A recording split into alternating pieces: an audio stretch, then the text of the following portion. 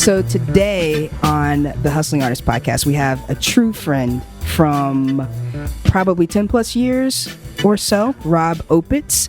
I thought that you would be an excellent podcast guest because of your unique career. Mm-hmm. And one of the things that I've always admired about your career and about your process and your steps and path was that you were a band director. That's how I met you, as a band director. And band directors get this stereotype that they don't play, right? Right. So Rob was one of the first band directors that I met that was an actual player, like stupid good, right? Would take his trumpet on break and practice. I'd never seen that before, like during lunch and that type of thing, right. Who inspired me to, kind of do the same thing. There were a couple of band directors in my career that had done that. Can you speak just a little bit to, we're going to get into your career path, but just Sure. as a instrumentalist Right. who chose to be an educator and keeping up your skills at the same time, how important that was for your success. I mean, those are different itches to scratch, to be frank. Right. The itch of being a good teacher is one that, I couldn't really ever get away from because I was constantly teaching. I constantly had a band room full of students that were buying into the program.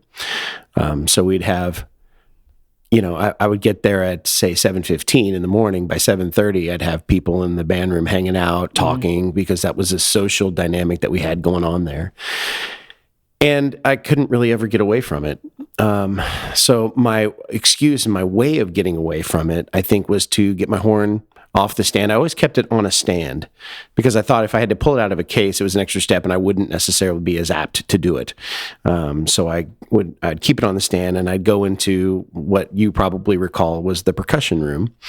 And I would just go in there and just play, for 10, 15, 20 minutes, grab a bite of lunch, and then it was time for the next class to come in.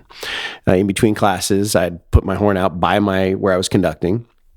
I'd play a couple notes there, and it was just really important to me to sort of clear my head and remember that I'm a musician as well as a band director because, oh boy, this is going to be an unpopular opinion. Those are not always the same things. You and I both know a lot of terrific band directors that are just lousy musicians. Absolutely. And I think that sometimes we think that those are the same thing, and I just don't believe that's always the case. The fortunate thing is that the vast majority of band directors, I think, are, or at least at one point, were excellent players on their instrument. So they've gone to the point where they have excelled and gotten to a certain amount of proficiency on their instruments or in their voices if they're choir directors. But in band in particular, the tendency is to put the instrument in the case once they start teaching, and then talk about how good they were at one point. I think for me, seeing you do that, because I had already gotten my undergrad in music at that point, seeing you do that let me know that I didn't have to make a stark turn against education. My mom suggested, "Hey, why don't you be a band director?" I just couldn't get with the idea that I was going to go to the same place every single day. So that same light switch, the same mess that you left yesterday. Yeah, I get it. Yeah, and I do have that educational itch that I have to scratch. I just thought I could scratch it in a different way. Well, and you have. Yeah. You've been doing drum lines when we were at Creekview together. You established the Ozone Group. Yeah. And that was certainly something that I was happy that I didn't have to do myself. Yeah. Still going. Yeah, that's awesome. My whole thing was I thought in a similar way that and if this is something that I can even put into words, right? Right. Is that Ozone 03 is just our layer. It's around us, and I wanted Ozone to be something that was just innate and organic within the life. You know what I mean? Like so I don't know. Well, I'm not sure I've ever heard you say anything that personifies your approach to education as much as the word organic. The way that you approach dealing with drum lines, and you had and it's been a minute since we've worked together, so forgive me if I'm misremembering this, but I do recall a number of times when we would hear something and we would make a change to the whole plan of what we were doing because of what we heard. Mm-hmm. And I don't know that that's all that common. Mm-hmm. So I think it makes what we did very unique, and really was some of the best time I had teaching marching band was with you, and then and Brian, of course, doing guard for me. It was just, I had people in place that did a great job and knew how to do their job, and then I let them do their jobs. That's the thing. You let the job be done. Yeah, I stayed out of their way. Yeah, well, no, y'all know more about that stuff than I do. But it was a growing period though for me. Mm-hmm.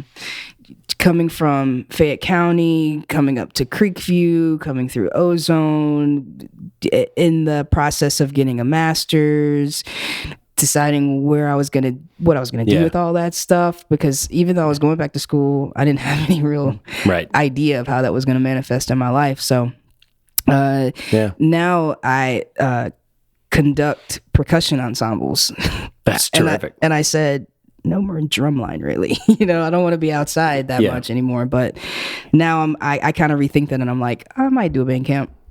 You might. Yeah. But it would be for a nostalgic purpose rather than a career move. Yeah. Like back in the day, it was a career move to keep, the lights on. Right. Absolutely. And there is a career there. Believe it or not. Right or wrong. Yeah. There is a career there, whether or not it's sustainable, Well, that's the subject of another podcast, is indoor drumline.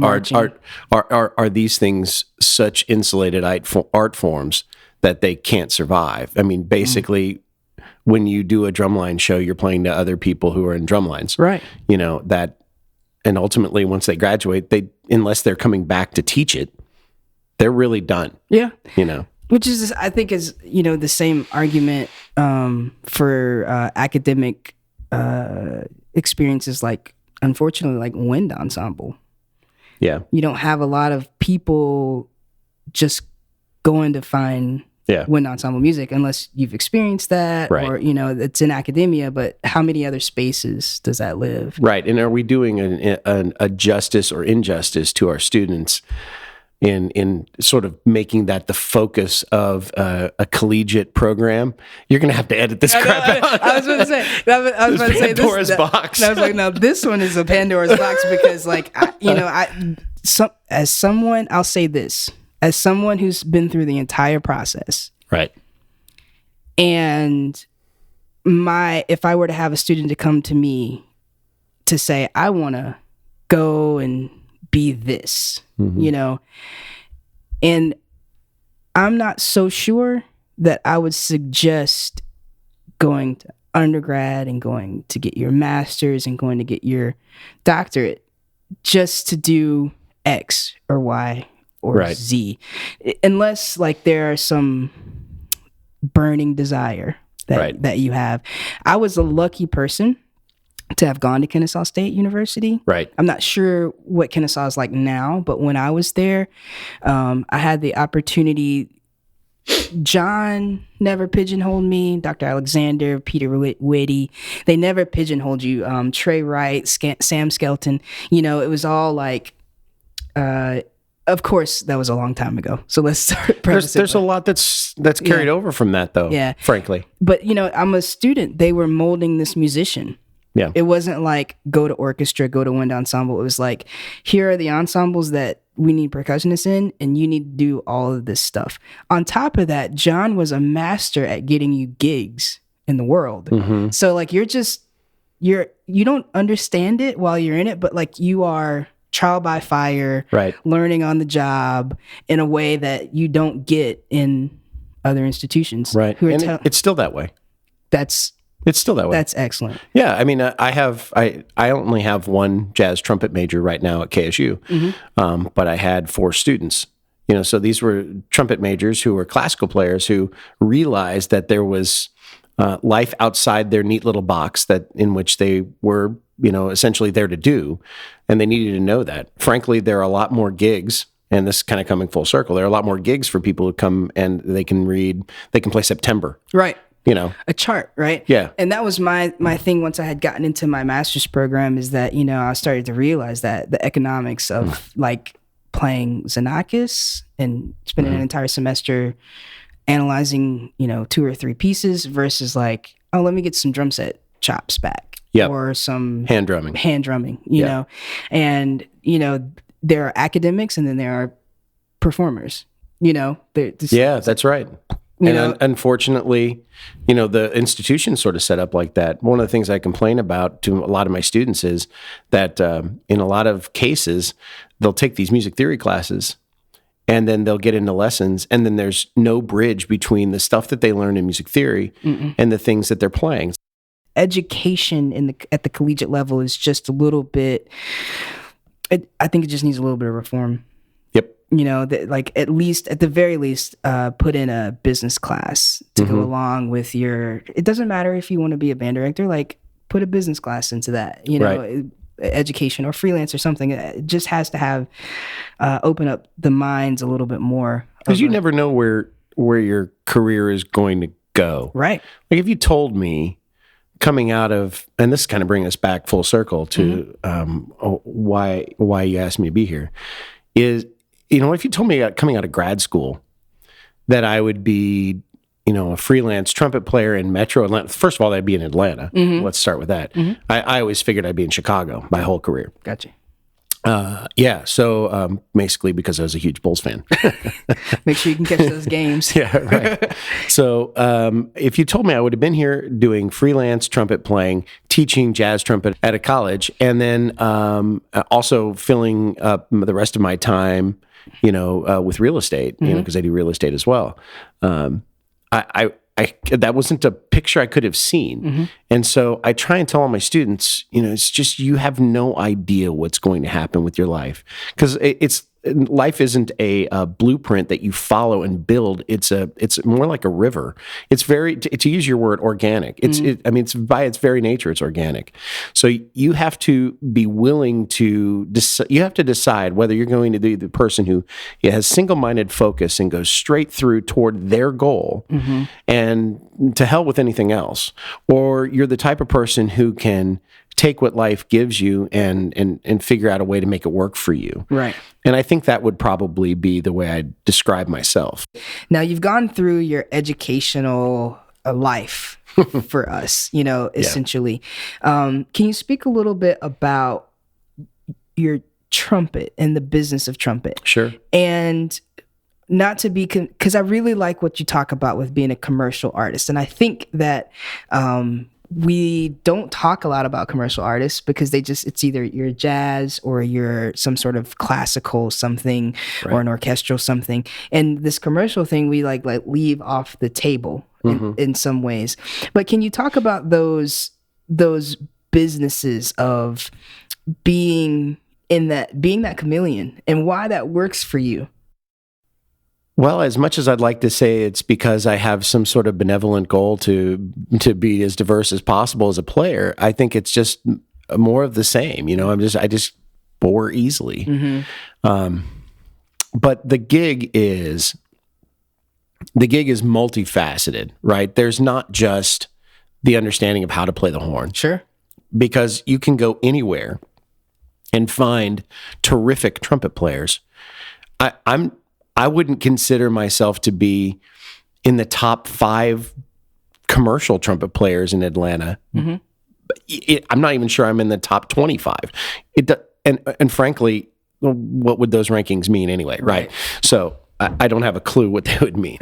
But because I it's sort of like the whole social media concept, right? I see everything about me and I see the best of other people. But the truth be told, it's the gig is being able to play the horn well, but then also understanding the business, and that's kind of where I think your question's headed.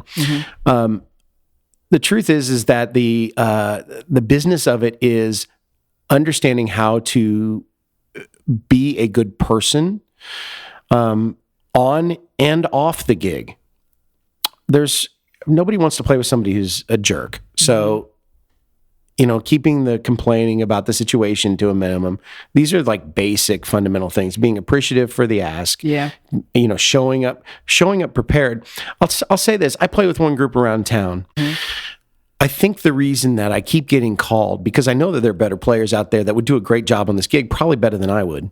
But I think the reason I keep getting called is because I do the prep work on the gig. It's like I get the charts in advance. I know exactly what they're going to want me to do. And starting like 2 weeks before, I run their show daily. Mm-hmm.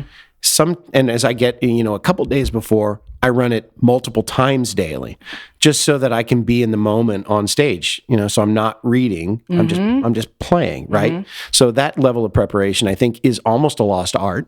Okay, but let's make sure everybody understood what you just said. Okay. How many hours of work? Because I really want to speak to like a young artist out there that thinks that the prep work, that's, let's say for one gig that mm-hmm. is happening 2 weeks, that if you do that, it's an hour and a half gig. Mm-hmm. So now let's say that hour and a half times 14 days, like that's a lot of work. Yeah, that's a lot of math. Yeah, and I can't do it. I can't either. But I know my shoes are on, so I can't count. I know at least it's 14 hours. Brilliant. It should be about 20, probably between 20 and 24 hours of prep. Of just, so that you're comfortable in that moment when you're about to hit that. So anyway, I'm sorry, I don't mean to. But that's a good point. Yeah. But that's in addition to, that's not the only thing you're doing on the horn, right? Right. I'm also, working on getting my fingers moving a little bit faster. Mm-hmm. I've recently gone through a bit of a change. I've been talking to a buddy of mine who's a terrific trumpet player, Justin Powell, and another one named Hardin Butcher. And we've started talking about how our face works with the horn. And they've gone through some things, and we talk about that stuff. So that's prep work too. Mm-hmm. That I'm thinking about it. I'm trying to figure out how to implement the things that they're talking about, and I'm experimenting to make myself a better player. That's above and beyond those 24 hours. Right. And then there's, stuff I got to prep for the gigs that are not the one I'm doing in 2 weeks. Mm-hmm. Sure. Yeah, there's I'm not playing once every 2 weeks, right. Yeah, no, that might be the gig that is the one that requires the most preparation. Could be, or it could be something else, Well, I got called to play last week. Yeah. With a day's notice. I got called to play with a Broadway singer in Carrollton. Mm-hmm. And the charts, they sent me the charts, and I had a gig on Monday night. The gig was Tuesday. So I just had time to look through the charts. And then I looked at one of them, and because I'm experienced, I saw that's going to be very, very difficult for me to play because it doesn't flow well on the horn. I'm using my fingers like the people can see what I'm doing here. It doesn't flow well on the horn at all. Mm-hmm. And I looked at it and I said, how am I going to negotiate that? And I discovered after, about an hour of thinking about it, I said, what if I pulled my tuning slide out almost all the way and read it a half step up? What? And it worked. And so I gave that message I was playing Tuesday. I couldn't do Friday because I was working Friday. But I gave that same information to the guy on Friday. He's like, yeah, that made all the difference. Really? Yeah. So in that experience, you got to sometimes think outside the box. Sure. But if you've done the prep work a number of times over and over and again, you realize that, playing in concert B isn't necessarily my favorite key to play in. And then but I learned from that as well. It's like, I got to work on concert B. Yeah, I got to work on concert B because I won't always be able to just say, hey, I'll pull out my tuning slide. Tuning slide, yeah. Get a quick fix on there. When you talk about the preparation, having a gig, getting a gig, knowing where you need to focus is just knowing yourself, knowing your instrument. True. Knowing all that stuff, so that and your limitations and understanding them, but then also this is an inspiring conversation, so just to say, but also to know that there are people, and I know that there are people still out there, and I'm so happy to know that you still play and are like discovering new things about trumpet every single day. Mm-hmm. Can we speak a little bit about your Atlanta networks? You talked a little bit about, you started talking about, the basics of the business of trumpet. Right. being a good person, not complaining, but the networks that you have, the all of the things that make you the support. Because I believe that, and I might be wrong, so you can correct me 100%. I don't mind being wrong on my own podcast. but I believe that when I came to understand something as I was graduating, right? When I graduated Kennesaw, and I looked around at the other people who were graduating with me in my studio, and I wondered how many of these graduates, not just in my studio, but in all of Kennesaw, was going to continue to work. Mm-hmm. And I understood that was my network. 100%. Sure. I understood that. But can you speak a little bit about like the working class musicians and how you guys hold each other up? You talked about Sam, you talked about Mace, right? But how you guys are holding each other up through that performance. Well, that's going to open Pandora's box a bit too, in that the thing that I want everyone to understand that's listening is that voice in your head that is the crippling self-doubt. We all have it. And I think one of the most eye-opening conversations I ever had was with a very, very good friend, an amazing musician. He's one of the two you just mentioned. And I heard about, how they hated something that they had played, and I would have, like given my left arm to have played that, mm-hmm. But that's this self-doubt about, why you're not getting, why is such and such a person getting a call on this gig? I would have been great for that gig, mm-hmm. That self-doubt. Mm-hmm. So I think that's a large part of how we support each other is frankly, just being in each other's space and being supportive of, look, that gig didn't matter because if you had done that gig, you couldn't do this other gig. Mm-hmm. I'll give you a great example. When I was kind of at my lowest, mm-hmm. I got an email from a guy whose name escapes me right now. And he said, hey, would you like we need a trumpet player to do the U.S. tour for Noel Gallagher's High Flying Birds. Noel Gallagher is one of the two brothers who founded Oasis, the guys who did, Wonderwall mm-hmm. and all that. Mm-hmm. And we'd need you to start in February and you'd hop on in Atlanta and you'd be done, end of March. And I went, that is something I really needed to hear right now. Mm. So I reached out to some of my friends and I said, what do you think? And they're like, absolutely, you should do it. It would be great for you. And send us lots of pictures because we want to celebrate with you where mm-hmm. you are. Mm-hmm. That's one of the ways we support each other, right? And I got, when I did a thing when we were on tour, we did Jimmy Kimmel. And apparently it broadcast while I was on a plane. I was on a plane from Burbank to Vegas, mm-hmm. and it broadcast here in Atlanta while I was in the air. Mm-hmm. So, of course, my phone's on airplane mode. I landed, I turned on my phone. I had like 55 text messages. Going nuts. It was, and we don't think those things matter because we don't want them to matter. We want to just be in it for the art. Sure. But the truth is we're humans. We're not artists. We're human beings first. Right. So that idea of supporting each other and being present for each other is really a huge deal. I say that to say this.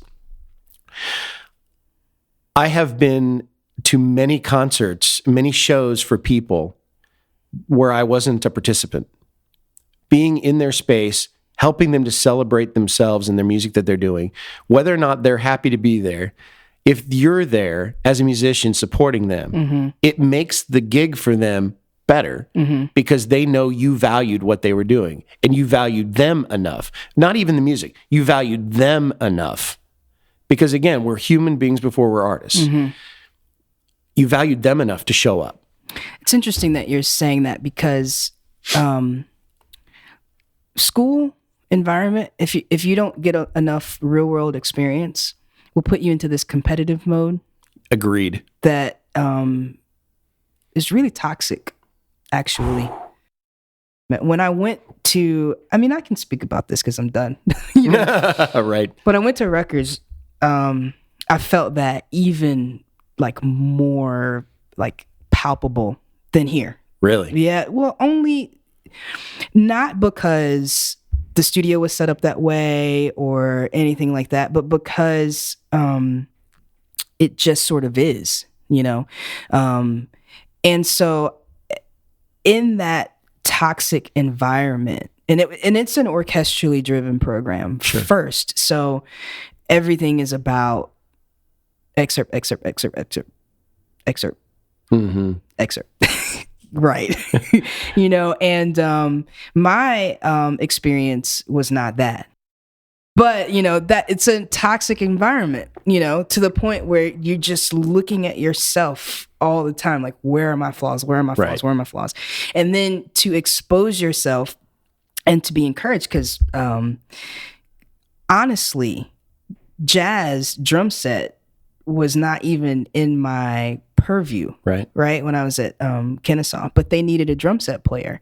And because I had played drum set in church, I was like, okay, I'll give it a try, right. But do like, if someone would have really just sat down and said, you're playing a little bit too loud, because I probably was for a jazz guitar ensemble, or something like that. But Trey is so sweet, but coaching you through those moments, because that's a real life experience. It's not toxic. It's not toxic. It's not like, well, it sure can be though. It can be, but I was lucky, man. Kennesaw, Georgia State. Had I had to go to school on the East Coast, it's those environments, they're just like, well, how good's your 3-note rough? How good's your 5-stroke roll? Like it is just like, it's like a toxic environment where you're pit against each other. Right. And so now when you're going out into the world and you're trying to understand that you need that support to survive, and that's what other musicians understand. That's how we all survive, is through that support. Right. Is that you don't understand that coming in through an academic environment. Rutgers is just like a jolt of like toxicity in terms of that is concerned. Now that's a pointed way of saying competitive and all these other things, but the support that you talk about from musician to musician, if that took place on a college campus within the school system, do you know how many beautiful players you would create? Absolutely. Wow. Yeah, and here's the other side to it. I so fully believe in the way that approach happens. I have already sent one of my sons through Kennesaw State, and my other one is a freshman there. Mm-hmm. And I hate to make this sound like a big advertisement for KSU, because it's much more that I think in the jazz side of things, in the commercial side of things, KSU really gets it right in a lot of ways. Mm-hmm. The saxophone players, my son, he's an amazing doubler. Like he plays clarinet beautifully. He's an incredible flute player. He has a bass clarinet. He has a piccolo, flute, alto flute, bass flute. He's got all the stuff he could possibly need to do musicals. Mm-hmm. Now that's not jazz, but it is commercial, and it is preparing someone for a life outside of an academic institution. They think about what it's going to be like when they leave. My son, Zach, and I have had multiple conversations about what he feels like he's there to learn at Kennesaw State. He's like, I don't think that I'm going to be, I don't think I want to push the envelope of jazz. Said, I want to be able to improvise, but I don't think I'm going to push the envelope of jazz. What I want to do is I want to be a great freelancer, make money playing the trombone. So I'm so proud of him for having that clarity at that age. Mm-hmm. But now talking to you with Sam, your conversations with Sam and Mason, like realizing some of John's in our conversations, just thinking about that he had a perspective on what it's like to gig every night, what type of person you want to go in with. You have the skill set to do those things. Now we just need to work on your personality, work on your anxiety, he had that. He knew it was here for him the whole way. So when I brought these, pieces to him, and he said, well, we could do those things if you want. And we started doing some of that stuff, but I understood when I got to my master's program that I didn't want to do that. And just because I love my time at Georgia State, you know, because of what I got from it. But like that taught me that in terms of an academic process to music, like you need to learn Yellow After the Rain first, and then Rain Dance, and then this, and then now you can play this Mermaid piece. Now you can play that. You know, that process to music is so not organic. You know, to like, oh, let me just put this list on my whiteboard and I'm just going to kind of go down these things for each category is like not the way that you should approach it, you know? So he knew that, and he had so much more insight than some kid who's like, you know, 2 years into the game of like, you know, but I'm trying to secure something that you can't do. I'm trying to secure my success because of my flip from law to music. Yeah, your perspective was totally different. Yeah. Totally different. And wrong.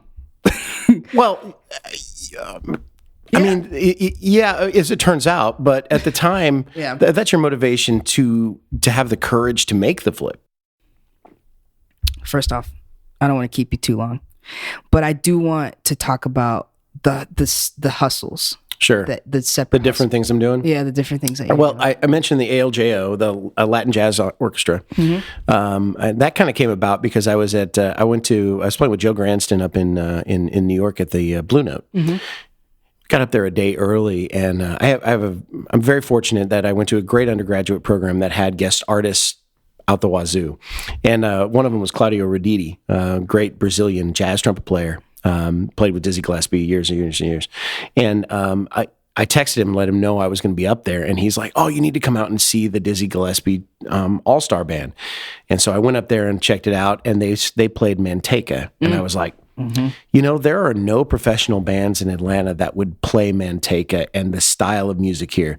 So I racked my brain for the next three days, and I got home. I got on the plane. I was with Michael. Michael played the same one. He played second alto on that gig. You and your son played the same gig? Yeah, it was at the Blue Note. Wow, yeah, Michael. Yeah, he played at the Blue Note with I was like, he played his first solo, and I was inconsolable. I'm sure. Kevin Lyons put his arm around me because he could just see the tears streaming down my face. I was emotional as heck. I was like, I don't remember anything else from the gig, but I remember that. Wow. It was really, really cool. Wow.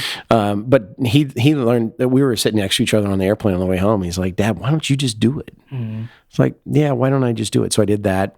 I freelance all the time I'm a sideman. That's probably my main thing. A buddy of mine, Neil Newcomb, and I, we call ourselves the super subs. You know, Neil. Yeah, we call ourselves the super subs. We get called to sub in a lot of things. It was like, we're always the bridesmaid. We're professional bridesmaids. That's funny. Yeah. So we get, we've been doing a lot of that. I've recently started, though, getting into the contracting of players, which I think is a testimonial to two things. One is that I've been around long enough where people know that I can be trusted. And then the second thing is the economy has come back enough where enough bands are adding horn sections that they need more horn sections. So they called me to put some stuff together. So there's a band in town called Moon Tower I'm doing that with. And Neil is in that with me. In addition, when my mother passed, she left me a little bit of money, so I was able to take a course in real estate, and I wanted to find out a way to make that money go as far as I could, because I frankly never had, really much money that I wasn't spending, wasn't accounted for. And so I used that money, some of that money, to take that class, and now I do the real estate thing as well. And here's the thing I'd say about that. All of these things work together very well if you're good at planning a calendar. And some of what we do, and you know this as well as I do, a lot of what we do is just making sure we're in the right place at the right time. Right. Because it's kind of scattered.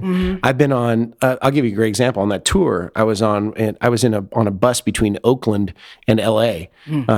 And it was, 5 a.m. on the bus time. And we had finished at 3. So I had gotten about 90 minutes of sleep, and I was writing a real estate contract using the bus Wi-Fi on the way to LA. So these things can work together, and it's just a matter of figuring out how they do. So I take that, and all those side hustles, they just take a lot of planning, a lot of time. The whole real estate things takes a lot of continuing education. Like I have to do a certain amount of hours every year and an ethics class every year in order to continue to do that. I have to be able to serve my clients appropriately in real estate and do a good job.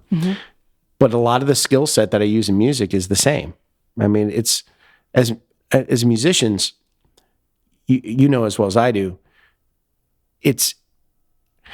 we are the type of people who will sit in a practice room for an hour on 3 measures of music because it's pissing us off that we can't play it. Sure. You know? Yeah. And that skill set is extremely useful when it comes to real estate, you know, because we're detail oriented. You know, I mean, that's basically what it's all about. And the same with practice habits, and the same with, you know, preparing yourself to go out on gigs, you know, making sure that you've taken care of the business. Like my book is always in order when I go out to things, you know, it's just the way to do it. Because I also know that I have a tendency to be a little bit frazzled if things aren't right. Me too. So making sure that as you get older, you know yourself better. So the side hustles, you know, I'm constantly working on marketing myself as a realtor. But thank you. I appreciate it. I hope that many students and many professionals are able to, or young professionals are able to listen to this and understand or get something from it. Yeah, and if in the scope of listening to this, there are questions, a simple Google search will yield me, because my last name's Opitz, and it's unusual. Yeah. So, you know, reach out if you have questions. I would love to, you know, or, you know, if you disagree with some of the things I've said, feel free. Yeah. Give us your social media, or if your email, phone number. I'm just kidding. Yeah, right. Social security number. Just however we could keep track on you, seeing what you're doing. Yeah. I didn't ask you all the coolest gigs that you did, but you mentioned a couple. Well, kind of in passing. The coolest gig I think I've ever done was probably Mexico City on tour with Noel. There were thousands of fans there, and the cool thing was, I don't know if you remember the bombing in London. I can't remember if it was in London. It was an Ariana Grande concert.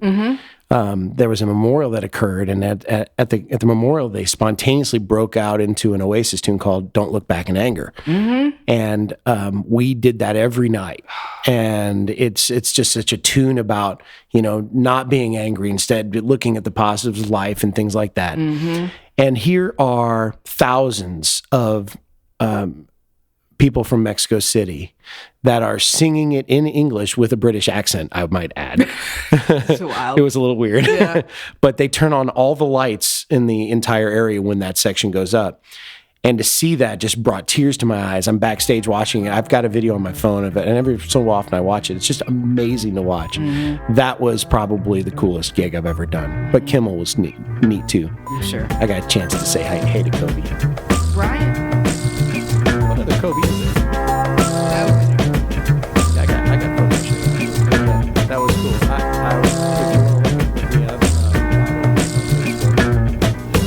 You'll do it, despite rejection and the worst odds, and it will be better than anything else you can imagine. If you're going to try, go all the way. There is no other feeling like that. You will be alone with the gods, and the nights will flame with fire. This is only the beginning.